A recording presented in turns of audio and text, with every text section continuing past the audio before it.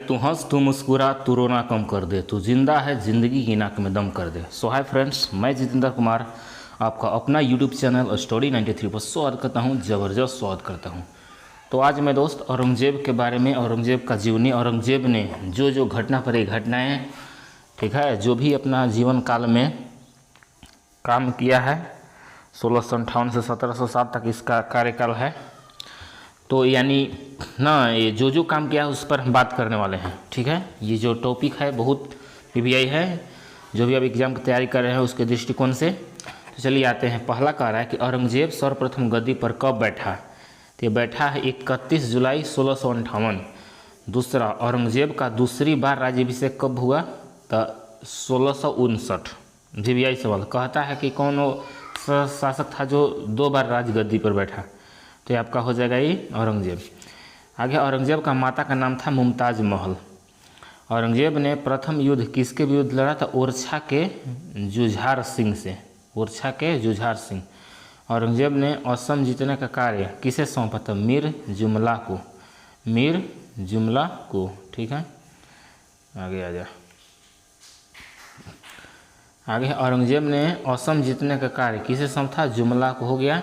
पुरंदर की संधि 1665 ईस्वी में किसके बीच हुआ था, शिवाजी और जय सिंह। किसके बीच, शिवाजी और जय सिंह। मदना और अपना गोलकुंडा के किस शासक के मंत्री थे, अब्बुल हसन, अब्बुल हसन। शिवाजी को कैद कर कहाँ रखा गया, जयपुर भवन। कौन भवन, जयपुर भवन। भरतपुर राजवंश की नींव किसने डाली, तो चूड़ामन। किसने, चूड़ामन। गुरु तेग बहादुर की हत्या किसने कराई, तो औरंगजेब। गुरु तेग बहादुर की हत्या किसने कराई, औरंगजेब। और ये आपको एक आता है और सवाल, जहांगीर की हत्या किसने कराई, तो गुरु तेग बहादुर, ठीक है ना, सॉरी गुरु अर्जुन देव, 5वां गुरु। आगे आइए। पाहुल प्रणाली किसने प्रारंभ की, तो गुरु गोविंद सिंह, जो कि 10वां गुरु है, ठीक है। आगे आगे कह रहा है कि गुरु गोविंद सिंह कौन सा ग्रंथ का संकलन किया, तो 10वें पातशाह, 10वें पातशाह। औरंगजेब के समय हिंदू मनसबदारों की संख्या लगभग कितना प्रतिशत थी, 33%। मैट्रिक का पासिंग मार्क है कि नहीं। औरंगजेब की मृत्यु कब होगी, तो फरवरी 1707 में। किसे दौलताबाद स्थित फ़कीर बुरहानुद्दीन की कब्र के अहाते में दफना दिया गया था, औरंगजेब को, ठीक है। इसका वैसे ना, ये दौलताबाद ही इसका मतलब कब्रगाह है औरंगजेब का। औरंगजेब ने अपने शासन का आधार बनाया कुरान को। किसने बनाया, कुरान। औरंगजेब ने जजिया कर समाप्त किया 1679। कितना, 1679। आगे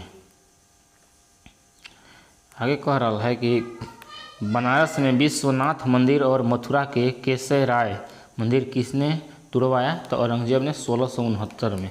शिवाजी ने मुगलों को किस संधि के द्वारा किले को सत्तांतरित किया, तो पुरंदर की संधि, जो कि पुरंदर की संधि 1665, शिवाजी और जय सिंह के बीच। इसके पहले हम थोड़ा सा देर पहले बतैले हूँ। आगे आइए। वीवीआई टॉपिक सवाल, वन लाइनर। ये कह रहा है कि किस मुगल बादशाह को जिंदा पीर, वीवीआई जिंदा पीर कहा जाता है, तो औरंगजेब। क्या हो जाएगा, औरंगजेब। किस बादशाह के अंतर्गत मुगल सेना में सर्वाधिक हिंदू सेनापति था, वीवीआई, ये भी सवाल है, औरंगजेब, हिंदू।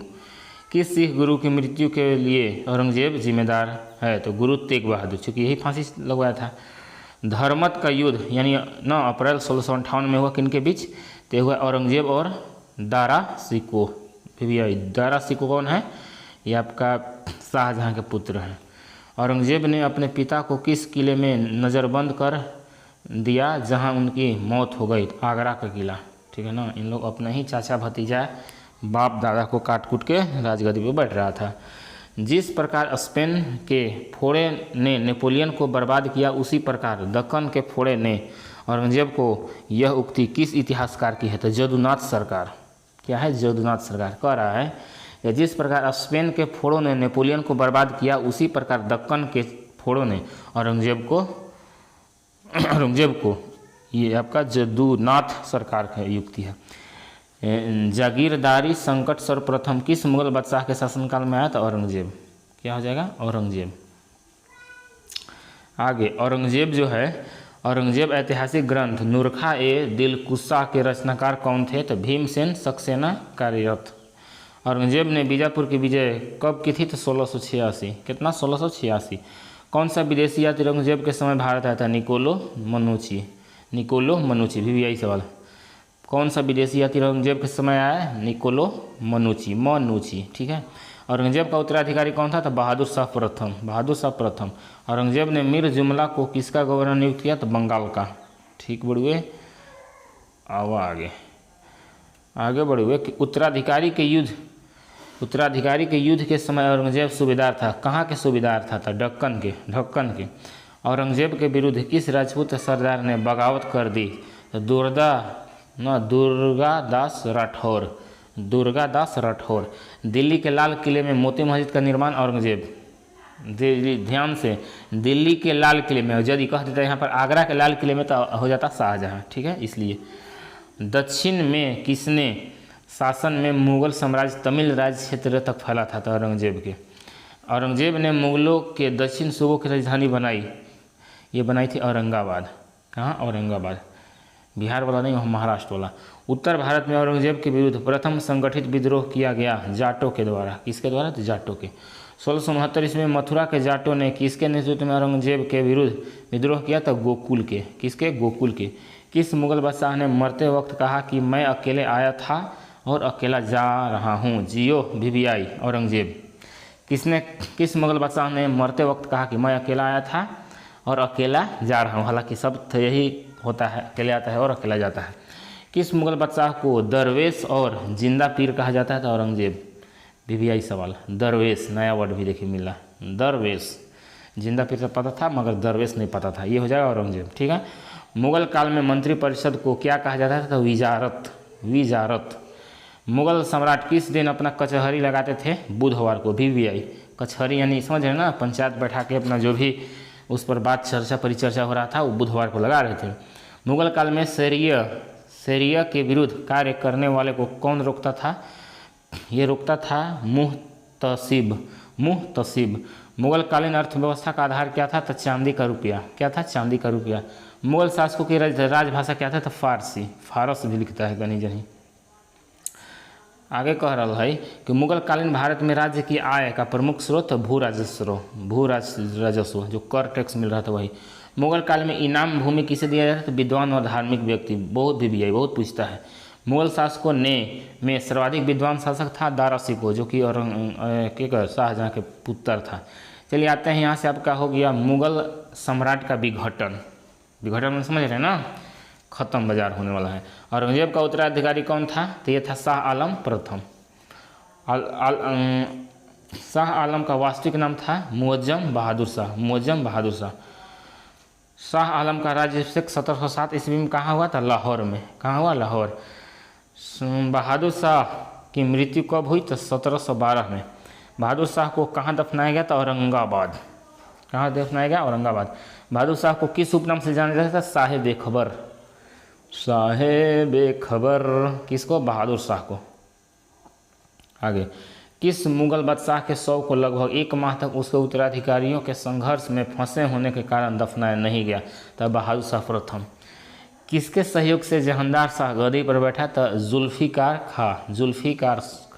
जुल्फिकार खां। जहांदार शाह का प्रधानमंत्री कौन था? तो जुल्फिकार खां, ठीक है। कौन सैयद बंधु के नाम से प्रसिद्ध था? तो हुसैन अली खां एवं अब्दुल्ला खां। भारतीय इतिहास में सैयद बंधु को क्या कहा जाता था? तो ये कहा जाता था शासक निर्माता। आगे, मुगल सम्राट का प्रथम अयोग्य शासक कौन था? तो जहांदार शाह, ठीक है। लम्फट मूर्ख VVI। लम्फट मूर्ख किसे कहा जाता है? जहांदार शाह, ठीक है। आगे, किसके सहयोग से फरुखसियर जनवरी 1713 ईस्वी में गद्दी पर बैठा? तो सैयद बंधुओं के द्वारा। सिख नेता बंदा बहादुर की हत्या किसने की? तो फरुखसियर। अंग्रेजों को मुक्त व्यापार करने का सुनहरा फरमान किसने दिया? तो फरुखसियर। आगे कह रहा है कि फरुखसियर की हत्या किसने की? तो सैयद बंधु ने। किससे मुगल सम्राट का घृणित शासक कहा जाता है? फरुखसियर। किसे मुगल सम्राट का घृणित कायर कहा जाता है? फरुखसियर को। रफ़ी-उद-दरजात की मृत्यु किस रोग से हो गई? क्षय रोग। TB है ना। मोहम्मद शाह 1719 में किसके सहयोग से गद्दी पर बैठा था? सैयद बंधु के द्वारा। मोहम्मद शाह का वास्तविक नाम था रोशन अख्तर। ठीक है।